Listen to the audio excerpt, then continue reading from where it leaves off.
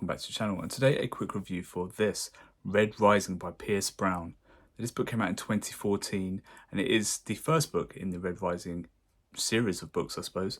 It is 382 pages long in the B format paperback, and that's around 130,000 words. I read it over the space of a week, but I am quite a slow reader. So what is this? I suppose in a way it's kind of, a space opera.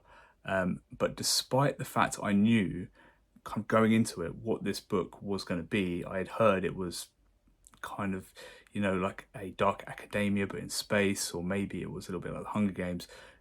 I was shocked because it didn't open like that. It very much opened and reminded me of, I don't know if this was an influence, but the first 100 pages are very much the moon is a harsh mistress, which was, I was not expecting at all. It was very dark, a very bleak opening, and then the book completely pivoted after 100 pages, and we were very much given, I suppose, what I would call Battle Royale meets Harry Potter.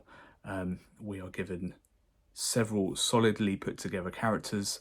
Now I want to talk about that quickly. Pierce Brown, he doesn't seem to be the best at any particular thing when it comes to writing novels, or at least not in his first novel, but he seems to execute most things at a 7 out of 10 level. So his prose is pretty decent, nothing crazy, but it's pretty decent. His plotting is pretty satisfying, but it's nothing crazy, it's nothing too intricate. His character work, he does enough to make you care about the characters, but it's not particularly intricate, it's not particularly deep, but it's satisfying. The set pieces, satisfying. The conversations don't strike me as being too melodramatic in places or too, forced. Everything's done just to a nice, satisfying level, nice professional level. 7 out of 10.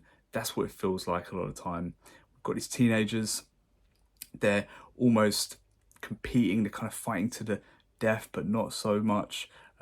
Almost death, or sometimes only death, with other students, to effectively get apprenticeships to these great houses, like Dune style great houses, to fly space fighters or whatever it is.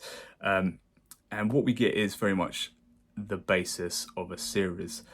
It gives us a satisfying arc, character journey, coming of age on steroids, I suppose you would call it. It's a good book. I really enjoyed it. It wasn't necessarily what I was expecting. Though at the same time I'd heard it was like this, and it kind of is like this still. It's good. I'm really interested to see where book 2 goes, because it's hard to picture. It was hard to see the pivot after 100 pages, and it's going to be harder, I think, to see the pivot into book 2 from where this book finishes.